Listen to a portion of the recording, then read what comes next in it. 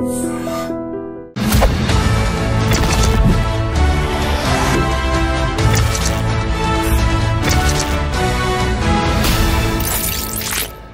నమస్కారం. నేను Swaroopa Putlapalli. Welcome to trending topic. చరిత్రలో ఎప్పుడూ లేని విధంగా కనిష్ట స్థాయికి రూపాయి విలువ పడిపోయింది. అమెరికా డాలర్కి ప్రతిగా ఈరోజు ఈ టైంకి మన రూపాయి విలువ 87 రూపాయలకు పతనమైంది, క్షీణించిందనే చెప్పాలి. ముఖ్యంగా డొనాల్డ్ ట్రంప్ రెండోసారి అమెరికా అధ్యక్షుడిగా బాధ్యతలు చేపట్టిన తర్వాత ఆయన తీసుకుంటున్న నిర్ణయాలు అందరినీ, భారతీయులతో పాటు ముఖ్యంగా వివిధ దేశాల వారిని కలవర పెడుతూ ఉన్నాయి. జన్మతహా వచ్చే పౌరసత్వాన్ని రద్దు చేయడం కావచ్చు, దిగుమతుల మీద అధిక పన్నులు వసూలు చేయడం, అలాగే ఇంకొక వైపు చూసినప్పుడు అక్రమంగా ఉంటున్న విదేశీయుల్ని వారి వారి దేశాలకు పంపించడం, ఇలా రకరకాల నిర్ణయాలు భయం పెడుతున్నాయి, టెన్షన్కి కూడా గురి చేస్తూ ఉన్నాయి. ఇప్పటికే అమెరికా అధ్యక్షుడు ట్రంప్ మన భారతీయులు 205 టెక్సాస్ నుంచి ప్రత్యేక విమానంలో పంపిస్తూ ఉన్నారు. ప్రస్తుతం నాతో పాటు కాంగ్రెస్ స్పోక్స్ పర్సన్ చరణ్ కౌశిక్ యాదవ్ ఉన్నారు. ఆయనతో మాట్లాడి అమెరికా తీసుకుంటున్న నిర్ణయాల గురించి తెలుసుకుందాం. నమస్తే చరణ్ గారు. నమస్తే. ముఖ్యంగా రూపాయి విలువ పడిపోయింది, దీనికి గల కారణాలు ఏమంటారు? నిన్న ట్రంప్ గారు మెక్సికో మీద, కెనడా మీద 25% ట్యాక్స్ విధిస్తామని చెప్పడంతో స్టాక్ మార్కెట్ మొత్తం అతలాకుతలమైంది. ఈరోజు ట్రంప్ గారు నిలిపివేస్తున్నామని చెప్పడంతో స్టాక్ మార్కెట్లు మళ్ళీ లాభాల బాటలో పట్టిన సందర్భం. అంటే నిలిపివేస్తున్నామని చెప్పడంతో స్టాక్ మార్కెట్ లాభాలు పోయింది, ట్యాక్స్ వేస్తున్నామని చెప్పడంతో స్టాక్ మార్కెట్ నష్టాలు పోయిన పరిస్థితి. అంటే ట్రంప్ అధికారంలోకి వచ్చిన తర్వాత, అమెరికా అధ్యక్షుడు అయిన తర్వాత ప్రపంచవ్యాప్తంగా వరల్డ్ ట్రేడ్ వార్ వస్తూ ఉంది. అదే కాకుండా అతలాకుతలం అవుతా ఉంది మార్కెట్ అంతా కూడా. ఎందుకంటే ట్రంప్ తీసుకున్నటువంటి నిర్ణయాలు, దూకుడు విధానాలు, అదే కాకుండా ఆ దేశంలోకి ఎవరైనా ఎగుమతి చేస్తే కూడా ఉల్టా ట్యాక్స్ వేసే పరిస్థితి, వాళ్ళ నుంచి ఎవరు కొనుగోలు చేసినా కూడా ట్యాక్స్లు వేసే పరిస్థితి. అదే కాకుండా భారత్ లాంటి దేశాలు రష్యా నుంచి మనం దిగుమతి చేసుకున్న వస్తువులకు మనం రూపాయలలో మార్కం చేస్తాం. మనం మార్కం చేసినప్పుడు అక్కడ వాళ్ళు మన నుంచి ఏమైనా కొనుగోలు మాత్రం చేస్తారు. ఎందుకంటే మన రూపాయి అక్కడ వాళ్ళు ఉంచుకుంటారు కాబట్టి ఖచ్చితంగా మన నుంచి వాళ్ళు ఏదో వస్తువు కొనుగోలు చేస్తారు.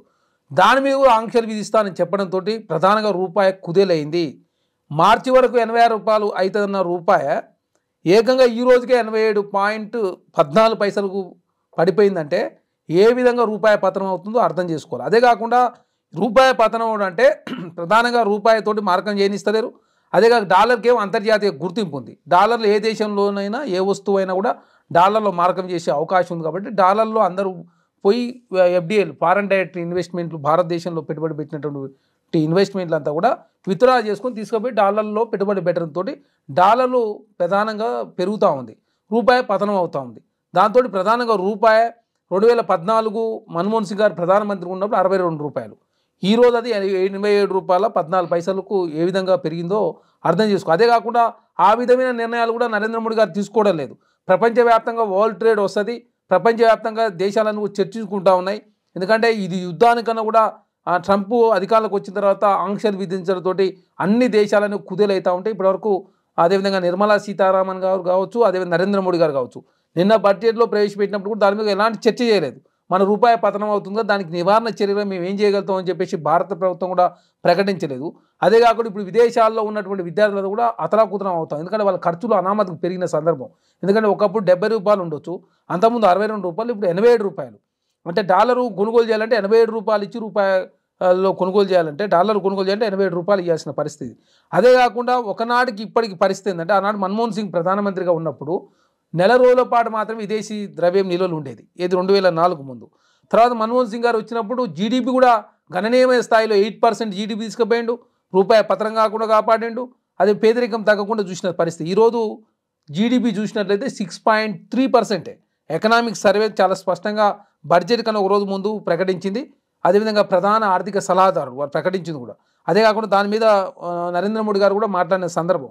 కానీ మధ్యతరగతి ప్రజల యొక్క ఏదైతే ఇన్కమ్ ట్యాక్స్ తోటి ఇబ్బంది పడుతున్నారో 12 లక్షల లోపు, వాళ్ళకు కొంత ప్రోత్సాహం ఇచ్చే విధంగా మొన్న బడ్జెట్లో నిర్ణయం తీసుకున్నారు.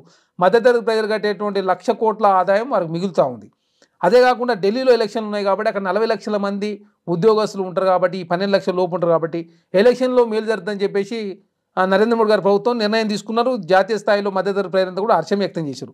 కానీ ఈ డాలరు రూపాయితో పోల్చుకున్నప్పుడు, డాలర్తో పోల్చిన రూపాయి పతనం అవుతుంటే దాని మీద ఎలాంటి నిర్ణయాలు తీసుకోలేదు. అదే కాకుండా భారతదేశం రూపాయల్లో మారకం చేసే రష్యా కావచ్చు, ఉక్రెయిన్ నుంచి పెట్రోల్ కావచ్చు, డీజిల్ దిగుమతి చేసుకున్నప్పుడు రూపాయల్లో చెల్లించేవాళ్ళు. అట్లాంటివి చేస్తే కూడా మేము ఆంక్షలు విధిస్తామని చెప్పేసి అదేవిధంగా ట్రంప్ ఎప్పుడైతే చెప్పిండో అప్పటి నుంచి రూపాయి పతనం ఒకటి స్టార్ట్ అయింది. ఫారెన్ డైరెక్ట్ ఇన్వెస్ట్మెంట్ వెళ్ళిపోతా ఉన్నాయి. దాంతో విదేశాలు చదువుకున్నటువంటి విద్యార్థులు ఇబ్బంది పడుతూ ఉన్నారు. ప్రధానంగా భారతదేశం అని కూడా దిగుమతులు చేసుకుంటాం, ఎగుమతులు తక్కువ చేస్తాం, దిగుమతులు ఎక్కువ చేసుకుంటాం. కాబట్టి దాంతో ప్రధానంగా రూపాయి మీద భారం పడడంతో ప్రధానంగా రూపాయి పతనం అవుతూ ఉంది. డాలర్కు అంతర్జాతీయ గుర్తింపు ఇవ్వడంతో డాలర్ చలామణి పెరుగుతూ ఉంది. అందరూ కూడా పోయి డాలర్లో పెట్టుబడి పెడతా ఉన్నారు. అదే కాకుండా వారు ట్రంప్ అధికారంలోకి వచ్చిన తర్వాత వడ్డీ రేట్లు ఎక్కువ చేయడంతో వాళ్ళు కూడా డాలర్ కొనుగోలు చేసి వడ్డీ రేట్లు ఎక్కువ తీసుకోవడంతో ప్రధానంగా రూపాయి మీద భారం పడ్డది. కాబట్టి భారతదేశం ఇప్పటికైనా సరైన నిర్ణయం తీసుకోకపోతే అది మార్చి వరకు 100 రూపాయలు అయ్యే అవకాశం ఉందని చెప్పేసి ఆర్థిక నిపుణులంతా చెప్తా ఉన్నారు. కాబట్టి నిర్మలా సీతారామన్ గారు, నరేంద్ర మోడీ గారు అదేవిధంగా ఫైనాన్స్ ఎక్స్పర్ట్తో మాట్లాడి ఈ రూపాయి పతనం కాకుండా కాపాడాల్సిన బాధ్యత ఈ దేశ ప్రధానమంత్రి ఆర్థిక శాఖ మీద ఉందని చెప్పేసి మేము భావిస్తూ ఉన్నాం. చరణ్ గారు, రూపాయి విలువ పతనం అవ్వడం అనేది ట్రేడింగ్ కావచ్చు, స్టాక్ మార్కెట్ మీద, ఇతర రంగాల మీద ఎలాంటి ప్రభావం చూపే అవకాశం ఉందంటారు? నిన్న మెక్సికో మీద కావచ్చు, కెనడా మీద కావచ్చు 25% ట్యాక్స్లు వేస్తుందని చెప్పిండు ట్రంప్ గారు. అనడంతో ట్యాక్స్ స్టాక్ మార్కెట్ మొత్తం కుదేలైపోయింది. అదే కాకుండా చైనా మీద 10% ట్యాక్స్ వేస్తానని చెప్పిండు. ఇవాళ నిలుపుదల చేస్తున్నానని చెప్పడంతో భారతదేశ స్టాక్ మార్కెట్ ఒకేసారి లాభాల పట్టిన సందర్భం. కాబట్టి దిగుమతి చేస్తానన్నా ట్యాక్స్లు వేస్తూ ఉన్నాడు, దిగుమతి చేస్తానా ట్యాక్స్లు వేస్తూ ఉన్నాడు. అదేవిధంగా అగ్రిమెంట్ ఉన్నటువంటి దేశాలు రూపాయలలో కావచ్చు వాళ్ళ సొంత ద్రవ్యంలో మారకం చేస్తాను కూడా ఒప్పుకునే ప్రసక్తే లేదు. దాని మీద మేము కఠిన నిర్ణయాలు తీసుకున్నాం చెప్పడంతో మొత్తం ప్రపంచవ్యాప్తంగా అన్ని దేశాలు ఇబ్బందులు ఎదుర్కొంటూ ఉన్నాయి. చైనా అనే దేశానికి వాళ్ళ రూపీకి సంబంధించి వాళ్ళ పడ్డా కూడా ఇబ్బంది ఏమి ఉండదు. ఎందుకంటే వాళ్ళు ఎక్కువ ఎగుమతి మీద ఆధారపడతారు, దిగుమతులు చాలా తక్కువ. భారతదేశం 90% దిగుమతులు చేసుకుంటుంది. కాబట్టి ప్రధానంగా భారత్ లాంటి దేశాలు చాలా ఇబ్బందులు పడుతూ ఉన్నాయి. ఎందుకంటే భారతదేశం లోపల ప్రొడక్షన్ కావచ్చు, మ్యానుఫ్యాక్చరింగ్ యూనిట్లు కావచ్చు, దీని మీద రాష్ట్ర ప్రభుత్వాలు కావచ్చు, కేంద్ర ప్రభుత్వం కావచ్చు సరైనటువంటి పోషకాలు ఇవ్వకపోవడం మూలంగా ప్రధానంగా దిగుమతుల మీద ఆధారపడే పరిస్థితి. చైనా నుంచి అత్యధికంగా దిగుమతి చేసుకుంటున్న దేశం భారతదేశం. చైనా వస్తువులు నిషేధం అని చెప్పేసి నరేంద్ర మోడీ గారు చెప్తుంటారు, మేక్ ఇన్ ఇండియా అంటాడు. కానీ ఇంతవరకు అలాంటి నిర్ణయాలు తీసుకోకపోవడం మూలంగా ప్రధానంగా భారతదేశం దిగుమతుల మీద ఆధారపడడం, రూపాయిలో మార్కం చేయకుండా ట్రంప్ గారు లాంటి వాళ్ళు అడ్డుకోవడం, అదేవిధంగా ఆంక్షలు విధిస్తానని చెప్పడంతో ప్రధానంగా రూపాయి కుదేలు అవుతా ఉంది. కాబట్టి ఆ పరిస్థితి రావద్దంటే ఖచ్చితంగా నరేంద్ర మోడీ గారు ట్రంప్ దోస్తులు అని చెప్పి చెప్తా ఉంటారు. గుజరాత్కు వారు వచ్చినప్పుడు కూడా మీ ఇద్దరం మంచి మిత్రులు అని చెప్తా ఉన్నారు. అట్లాంటి ఆంక్షలు లేకుండా చేసుకున్నట్లయితే రూపాయి పతనం కాకుండా కాపాడుకునే అవకాశం ఉంది. అదే కాకుండా రూపాయిని డాలర్ ఏదైతే అంతర్జాతీయ గుర్తింపు తెచ్చుకున్నామో అదే స్థాయిలో రూపాయిని గుర్తింపు తెచ్చుకున్నప్పుడు మాత్రమే ఈ పరిస్థితి నుంచి బయటపడే అవకాశం ఉంది. కాబట్టి వరల్డ్ ట్రేడ్ వార్ వస్తుందని చెప్పేసి ప్రపంచవ్యాప్తంగా చర్చ జరుగుతూ ఉంటే మన దేశంలో నరేంద్ర మోడీ గారు, ఆర్థిక మంత్రి సీతారామన్ గారు మొన్న బడ్జెట్లో కూడా ఎలాంటి నిర్ణయాలు తీసుకోకపోవడం మూలంగా ఇంకా స్టాక్ ఎక్స్చేంజ్ కుదేలు అవుతా ఉంది. చరణ్ గారు, ఇంకొక వైపు చూసినప్పుడు మొదటి నుంచి కూడా డొనాల్డ్ ట్రంప్ చెప్తూనే ఉన్నాడు, ఏం చెప్పాడో అదే ఇప్పుడు చేసి చూపిస్తూనే ఉన్నారు. ముఖ్యంగా ఆయన తన దేశ పౌరులకి ఎంతో ఇంపార్టెన్స్ ఇస్తారు. అమెరికా ఫస్ట్ అనే అంటారు. ఆ నినాదాన్ని ఇప్పుడు అమలు చేసి చూపిస్తున్నారు. భారతదేశం నుంచి దాదాపు 3 లక్షల మంది, అలాగే వివిధ దేశాల నుంచి చూసినప్పుడు దాదాపు 11 లక్షల మంది అక్రమ వలసదారులు అమెరికాలో ఉంటున్నారు. వాళ్ళందరినీ ఇప్పుడు ఎవరి దేశాలకి వాళ్ళని పంపించే ఏర్పాట్లు చేశారు ట్రంప్. ఇప్పుడు మన భారతదేశం నుంచి ఇప్పటికే టెక్సాస్ నుంచి 205 మందితో ఒక స్పెషల్ ఫ్లైట్ అనేది బయలుదేరిపోయింది, ఇండియాకి వచ్చేస్తున్నారు. మొత్తం 18,000 మంది అక్రమ పౌరులు మన వాళ్ళు ఇండియన్స్ అమెరికాలో ఉంటున్నారు. ఇప్పుడు ఆయన తీసుకున్న ఈ నిర్ణయం విషయంలో మీ అభిప్రాయం ఏంటి? ఇప్పుడు ట్రంప్ గారికి తన మన అనే భేదమే లేదు. మెక్సికో దేశం అనేది అమెరికా ఫ్రెండ్లీ దేశం అయినా కూడా ఆ దేశం మీద కూడా 25% ట్యాక్స్ వేసిండు. అదే కాకుండా అమెరికా పౌరులకు ఇన్కమ్ ట్యాక్స్ కూడా తీసేసిండు. అదే కాకుండా అక్రమ వలసదారులు ఎవరున్నా కూడా ఉపేక్షించేది లేదని చెప్పేసి అందరినీ పంపించే ప్రయత్నం చేస్తున్నారు. దానిలో భాగంగా భారతదేశం నుంచి 18,000 మంది, ఇంకా 18,000 ఇంకా ఎక్కువనే ఉండొచ్చు అని చెప్పేసి భావిస్తూ ఉన్నారు. కాబట్టి వాళ్ళు ఎట్టి పరిస్థితుల్లో అక్రమ వలసదారులందరినీ కూడా ఇండియాకు పంపిస్తారు. అదే కాకుండా తన మన అనే భేదమే లేదు. నరేంద్ర మోడీ నా దోస్త్ అని చెప్పేసి భారతదేశాన్ని కూడా ఎక్స్క్యూజ్ చేసే పరిస్థితుల్లో ట్రంప్ గారు లేదు. ఎందుకంటే మెక్సికో దేశమునే వాళ్ళు ఎక్స్క్యూజ్ చేయనప్పుడు భారతదేశం మీద కూడా ఎట్టి పరిస్థితులు ఎక్స్క్యూజ్ చేయడు. కాబట్టి ఈ రూపాయి పతనం కాకుండా కాపాడాల్సిన బాధ్యత భారత ప్రధాని అదేవిధంగా ఆర్థిక శాఖ మంత్రి నిర్మలా సీతారామన్ గారి మీద ఉంది. ఎందుకంటే 7 సార్లు బీహార్ పేరు తీసింది. అదే కాకుండా ఆమె కట్టుకున్నటువంటి చీర కూడా బీహార్ నుంచి ఎలక్షన్ల కోసం బీహార్ అని చెప్పేసి ఏకంగా 50,000 హెక్టార్ల ఒక ప్రాజెక్టు కూడా ఇరిగేషన్ ప్రాజెక్టుకు అనుమతించారు. బీహార్ కోసం ఈసారి పెట్టిన బడ్జెట్లో అత్యధిక నిధులు కేటాయించారు. అదే కాకుండా రూపాయి పతనం అవుతున్నప్పుడు ప్రపంచవ్యాప్తంగా వస్తున్నటువంటి మార్పులు కావచ్చు, ప్రపంచవ్యాప్తంగా స్టాక్ ఎక్స్చేంజ్లు కావచ్చు, అదే ప్రపంచ దేశాలలో కుదేలు అవుతూ ఉంటే భారతదేశం అట్లాంటి నిర్ణయాలు తీసుకోకపోవడం మూలంగా ఈనాడు వికసిత భారత్ లక్ష్యం నెరవేరాలంటే 2047 పడతాయని చెప్పేసి ఎకనామిక్ సర్వే చాలా స్పష్టంగా చెప్పింది. 8% గ్రోత్ ఉంటే తప్ప, సంవత్సరానికి 70 లక్షల ఉద్యోగాలు ఇస్తే తప్ప 2047లో వికసిత భారత్ లక్ష్యం అనేది అప్పు నెరవేరుతుందని చెప్పేసి మొన్న ఎకనామిక్ సర్వే చెప్పిందంటే భారతదేశం రోజు రోజు వెనకగా పోతూ ఉంది. ఎందుకంటే నరేంద్ర మోడీ గారు అదేవిధంగా నిర్మలా సీతారామన్ గారు తీసుకునే నిర్ణయాల మూలంగా భారతదేశం వెనకకు పోతా ఉంది తప్ప ముందుకు పోతలేదు. ఎందుకంటే వారు ఎంతసేపు కార్పొరేట్లకు మేలు చేసే ప్రయత్నం చేశారు. దాంతో ఏమైంది, ఇన్ఫ్లేషన్ రేట్ 7% ఉంటే వేజెస్ పెరిగింది 0.8% నుంచి 5% లోపు మాత్రమే. చాలా స్పష్టంగా ఎకనామిక్ సర్వే చెప్పింది. అదే కాకుండా కార్పొరేట్ నిఫ్టీలో ఉన్నటువంటి కంపెనీలు 400% వాళ్ళ ఆదాయం పెరిగింది. 400% నిఫ్టీలో ఉన్న కంపెనీల ఆదాయం పెరిగితే వాళ్ళు పెంచినట్టు జీతాలు 0.8% నుంచి 5% మాత్రమే. అదే కాకుండా 2019 తర్వాత ఇంత 15 సంవత్సరాల్లో ఎన్నడూ రాని విధంగా 400% వాళ్ళ ఆదాయాలు పెరిగితే వాళ్ళు ఇన్కమ్ ట్యాక్స్ కట్టేది చాలా తక్కువ. మీరు నేను కట్టేదాన్ని అంతా కూడా రిలయన్స్ వాళ్ళు కడతలేరు. మీరు ఒకసారి గూగుల్కి సెర్చ్ చేస్తే రిలయన్స్ గ్రూప్ కట్టింది 3% మాత్రమే. నేను 30% ట్యాక్స్ కడతా, మీరు కూడా 30% స్టార్ట్ ఉండొచ్చు. అదేవిధంగా అదాని లార్జ్ ట్యాక్స్ ప్లేయర్ అంటే లార్జ్ ట్యాక్స్ ప్లేయర్ కాదని చెప్పేసి గూగుల్ చూపిస్తాం. భారతీయుల్ని వెనక్కి పంపించడం మీద మీ అభిప్రాయం ఏంటి? అదే చెప్తా ఉన్నా, భారతీయులు ఎట్టి పరిస్థితుల్లో వాళ్ళు అమెరికా ట్రంప్ ఉంచుకునే పరిస్థితులు లేరు. ఎందుకంటే గతంలో ఉన్నటువంటి నియమ నిబంధనల ఆధారంగా ఉన్నారు. వారు వచ్చిన తర్వాత రకరకాల నియమ నిబంధనలను తొలగించడంతో ప్రధానంగా భారతీయ పౌరులకి అదే కాక భారతీయులు అక్కడ ఎవరైతే సెటిల్ అయ్యి అక్కడ వ్యాపారాలు చేసుకుని వాళ్ళందరూ కూడా ఇబ్బంది పెట్టే పరిస్థితిలో ట్రంప్ గారు ఉన్నారు. కాబట్టి మెక్సికో కావచ్చు, కెనడా ఆల్రెడీ చర్చలు చేశారు. కాబట్టి ఈరోజు పెంచినటువంటి ట్యాక్స్ నిలుపుదల తాత్కాలిక నిలుపుదల చేస్తున్నామని చెప్పేసి వారు ప్రకటించారు. మరి ఇప్పుడు ఇంతమందిని పంపుతున్నప్పుడు మరి నరేంద్ర మోడీ గారు మాట్లాడాల్సి ఉండే మాట్లాడతలేదు. మాట్లాడకపోవడం మూలంగా ప్రధానంగా భారతదేశ పౌరులకు నష్టం జరుగుతూ ఉంది. ఇంకా నిరుద్యోగం పెరిగే అవకాశం ఉంది, రూపాయి పతనమయ్యే అవకాశం ఉంది, స్టాక్ ఎక్స్చేంజ్ కుదేలే అవకాశం ఉంది. కాబట్టి నరేంద్ర మోడీ గారు మౌనం వీడి ట్రంప్ గారితో చర్చలు చేస్తే తప్ప ఈ సమస్య పరిష్కారం కాదని చెప్పేసి నేను భావిస్తాను. నిబంధనలకు విరుద్ధంగా పార్ట్ టైం జాబ్స్ చేస్తున్న వాళ్ళ వీసా రద్దు చేస్తామని కూడా డొనాల్డ్ ట్రంప్ ప్రకటించాడు. మామూలుగా అసలు అమెరికాలో చదువుకోవాలంటే లక్షల్లో ఉంటుంది. ఒకవైపు చదువుకుంటూ చాలామంది విద్యార్థులు పార్ట్ టైం జాబ్స్ చేస్తూ ఉంటారు. అసలు చేయకూడదు నిజానికి. దాంతో ఆయన ఇలాంటి నిర్ణయం తీసుకున్నారు. పార్ట్ టైం ఉద్యోగం చేసుకో అంటే మన వాళ్ళు కూడా తప్పు చేస్తూ ఉన్నారు.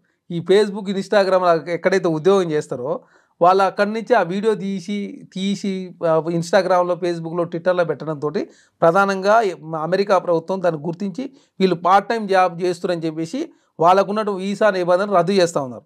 వీళ్ళు కామ్గా జాబ్ చేసుకుంటే ఎవరికి ఇబ్బంది లేదు. ఈ కామ్గా జాబ్ చేసుకోకుండా ఈ సోషల్ మీడియా మోజులో పడి ఇన్స్టాగ్రామ్, ఫేస్బుక్, ట్విట్టర్లో పెట్టడంతో ప్రధానంగా భారతీయ విద్యార్థులకు ఇబ్బంది అవుతుందని చెప్పేసి చర్చ జరుగుతూ ఉంది. కాబట్టి అట్లాంటి ఎవరైనా జాబ్ చేసే వాళ్ళు ఉన్నా, చదువుకునే వాళ్ళు ఎవరన్నా కూడా ఆ సోషల్ మీడియా జోలికి పోతే వాళ్ళు దీని నుంచి బయటపడే అవకాశం ఉంది. అదే కాకుండా ఇప్పటికైనా మించిపోయింది ఏం లేదు. ట్రంప్ గారితో నరేంద్ర మోడీ గారు మాట్లాడితే ట్రంప్ గారు నరేంద్ర మోడీ గారు మంచి దోస్తులు కాబట్టి మెక్సికోకి ఇచ్చినటువంటి మినహాయింపులు మనకు కూడా ఇచ్చినట్లయితే ఖచ్చితంగా మన పౌరులు కూడా ఇంకా అక్కడనే ఉంచుకునే అవకాశం ఉంటుంది. అదే కాకుండా భారతదేశం మీద ఇంకా ఆంక్షలు విధించలే. నిజంగానే ఆంక్షలు విధించితే ఇంకా రూపాయి ఇంకా మార్చి వరకు ₹100 పోయే అవకాశం కూడా ఉంటుంది. ఎందుకంటే చైనా మీద విధించుడు, కెన్యా మీద, మెక్సికో మీద, భారతదేశం మీద ట్యాక్సులు విధిస్తామని ఇంకా చెప్పలేదు. చెబితే మాత్రం మన స్టాక్ ఎక్స్చేంజ్ కుదేలవుతుంది. అదే కాకుండా మనకి ఇప్పటికే సంవత్సర కాలం సరిపోను ఎఫ్డిఐలు ఉన్నాయి, ఫారెన్ డైరెక్ట్ ఇన్వెస్ట్మెంట్స్. అవి కూడా వెళ్ళిపోతే చాలా కష్టమైన పరిస్థితి ఎదుర్కొనే అవకాశం ఉంటుంది. కాబట్టి ఇప్పటికీ ప్రాథమిక దశలో ఉంది. కాబట్టి ఇప్పటికైనా నరేంద్ర మోడీ గారు ట్రంప్ గారితో మాట్లాడి భారతదేశం అమెరికాతోటి ఒక అంతర్జాతీయ వాణిజ్య ఒప్పందం చేసుకున్నప్పుడు మాత్రమే భారతదేశంలో రూపాయి పత్రం కాకుండా కాపాడుకునే అవకాశం ఉంటుంది. అదే కాకుండా మనం ఎంతసేపు దిగుమతుల మీద ఆధారపడకుండా భారతదేశంలో ఉత్పత్తి చేసే విధంగా, భారతదేశంలో వస్తువులు తయారయ్యే విధంగా మనమే ఒక వేరే దేశాలకు ఎగుమతి చేసే విధంగా మనం తయారైతే తప్ప భారతదేశం భవిష్యత్తు ఇంకా అంధకారమయ్యే అవకాశం ఉంది. వికసిత భారత లక్ష్యం రోజు రోజు ముందుకు పోతుంది తప్ప వెనకకు పోతలేదు. ఎందుకంటే 47 వికసిత భారత్ 15 సంవత్సరాలు పూర్తి చేస్తూ ఉన్నారు. నరేంద్ర మోడీ ప్రధానమంత్రి అయిన తర్వాత మేము వచ్చిన తర్వాత $5 ట్రిలియన్ దేశం ఎదుగుతుందని చెప్పారు. తెలంగాణ టార్గెట్ పెట్టుకొని తెలంగాణలో కాంగ్రెస్ ప్రభుత్వం $1 ట్రిలియన్ లక్ష్యంతో తెలంగాణ ముందుకు పోతా ఉంది. భారతదేశ జీడీపీతో పోసిన తెలంగాణ జీడీపీ పెరిగింది. 3.8% తెలంగాణ జీడీపీ 4.9 పోయింది. కానీ భారతదేశ జీడీపీ 8% జీడీపీ నుంచి 6.3కి పడ్డది. కాబట్టి వాణిజ్యపరమైన నిర్ణయాలు తీసుకుపోతే భారతదేశం కుదేలే అవకాశం కాబట్టి మించిపోయిందేం లేదు. నిర్మలా సీతారామన్ గారు కావచ్చు, నరేంద్ర మోడీ గారు కావచ్చు, ఫైనాన్షియల్ ఎక్స్పర్ట్స్ అంతా కూడా ట్రంప్ గారితో అదేవిధంగా అమెరికాతో చర్చలు చేసి అంతర్జాతీయ వాణిజ్య ఒప్పందం కూర్చుకుంటే తప్ప ఈ సమస్యకు పరిష్కారం లభించేటట్టు కనపడతలేదు. చరణ్ గారు 2017 నుంచి 2021 వరకు మొదటిసారి డొనాల్డ్ ట్రంప్ అధ్యక్షుడిగా ఉన్నారు. ఆయన విధానాలు ఎలా ఉంటాయో, ఆయన ఆలోచనలు ఎలా ఉంటాయో భారత్కి బాగా తెలుసు. ఇప్పుడు మళ్ళీ రెండోసారి వచ్చిన తర్వాత ఆయన తీసుకుంటున్న భారతీయులను వెనక్కి పంపించడం కావచ్చు, రూపాయి విలువ పడిపోవడం కావచ్చు, లేదంటే దిగుమతుల మీద అధిక ట్యాక్సులు వేయడం, ఇలాంటి నిర్ణయాలన్నీ కూడా భారత్ మీద ఎలాంటి ప్రభావం చూపించే అవకాశం ఉంది? ఎందుకంటే ఎన్నోసార్లు నరేంద్ర మోదీ తీసుకుంటున్న నిర్ణయాలని డొనాల్డ్ ట్రంప్ ప్రశంసించారు. ఈయన కూడా, ప్రధాని కూడా డొనాల్డ్ ట్రంప్ మా మిత్రుడు అంటూ వ్యాఖ్యానించారు. ఇక ముందు ముందు ఎలా ఉండొచ్చు ఈ రెండు దేశాల సంబంధాలు? ఇప్పుడు ఫస్ట్ సారి అమెరికా అధ్యక్షుడు అయినప్పుడు వేరు. అమెరికాలో 2 సార్లు మాత్రమే అమెరికా అధ్యక్షుడు అయ్యే అవకాశం ఉంటుంది. ఫస్ట్ సారి గెలిచినప్పుడు రెండోసారి గెలవాలన్న ఆకాంక్షతోటి భారతీయులంతా అమెరికాలో ఎక్కువ ఉంటారు కాబట్టి వాళ్ళ ఓట్లు ఆకర్షించే ప్రయత్నంలో భాగంగా భారతదేశంతో సత్సంబంధాలు కొనసాగించండు. ఇప్పుడు రెండోసారి ఆయన అమెరికా అధ్యక్షుడు అయ్యింది. ఇక మూడోసారి అయ్యే అవకాశం లేదు కాబట్టే కఠినమైన నిర్ణయాలు తీసుకుంటా ఉన్నాడు. కఠినమైన నిర్ణయాలు తీసుకుంటూ అమెరికా పౌరులకు మేలు చేసే ప్రయత్నంలో భాగంగా ఇన్కమ్ ట్యాక్స్ తక్కువ చేసిండు. అదే కాకుండా భారతీయులు కావచ్చు, ఇంకా వేరే దేశం ఎవరినో కూడా మెడలు బట్టి గంటేసే ప్రయత్నం, ట్యాక్సులు అడ్డగోలుగా విధించే ప్రయత్నం. అతను వ్యాపారి, బేసికలీ వ్యాపారి కాబట్టి వ్యాపారపరమైన నిర్ణయాలు తీసుకోవడంతో ప్రధానంగా యుద్ధాలు జరగకుండా కూడా డాలర్లు కావచ్చు, స్టాక్ ఎక్స్చేంజ్ మొత్తం పడిపోతూ ఉంది. హైదరాబాద్లో ట్రంప్ టవర్స్ రాబోతున్నాయని చెప్పి చర్చ జరుగుతూ ఉంది. అంటే ట్రంప్ అనే వ్యక్తి పేరు మీద పెడుతురా? ట్రంప్ అంత పాపులర్ కాబట్టి ఆయన పేరు మీద పెడితే టవర్స్ సేల్ అయితే అని చెప్పేసి ట్రంప్ టవర్స్ కడతారో అర్థం కాని పరిస్థితి. కాబట్టి హైదరాబాద్లోనే ట్రంప్ టవర్స్ కడితే పరిస్థితికి ట్రంప్ పేరు మీద అంత ట్రెండింగ్ నడుస్తుందంటే ట్రంప్ అనే వ్యక్తి అమెరికా కోసం ఏదైనా చేయడానికి సిద్ధంగా ఉన్నాడు. ఇంకా మూడోసారి ఆయన అక్కడ అధ్యక్షుడు అయ్యేది లేదు. వాళ్ళు ఇక సెకండ్ సారి గెలిచింది కాబట్టి మూడోసారి అయ్యే అవకాశం లేదు కాబట్టి ఎలాంటి నిర్ణయాలు తీసుకోవడానికి కూడా వెనుకకు పోతలేడు. కాబట్టి అన్ని దేశాలు కూడా ఇబ్బంది పడతా ఉన్నాయి. దానిలో బాగా భారతదేశానికి ఇప్పుడే స్టార్ట్ అయింది. ఖచ్చితంగా అది భవిష్యత్తులో ఎంత దూరమే పోయే అవకాశం ఉంది. కాబట్టి ఇప్పటికైనా మించిపోయింది నరేంద్ర మోడీ గారు ట్రంప్ గారితో మాట్లాడి వారికి ఉన్నటువంటి సాన్నిహిత్యం కావచ్చు, అదేవిధంగా ఒప్పించే ప్రయత్నం, నెప్పించే ప్రయత్నం చేస్తే భారతదేశంలో రూపాయి కావచ్చు, ఆర్థిక వ్యవస్థ కావచ్చు, ఇంకా కుదేలు కాకుండా కాపాడుకునే అవకాశం ఉన్నది. Thank you so much Charan గారు. Thank you.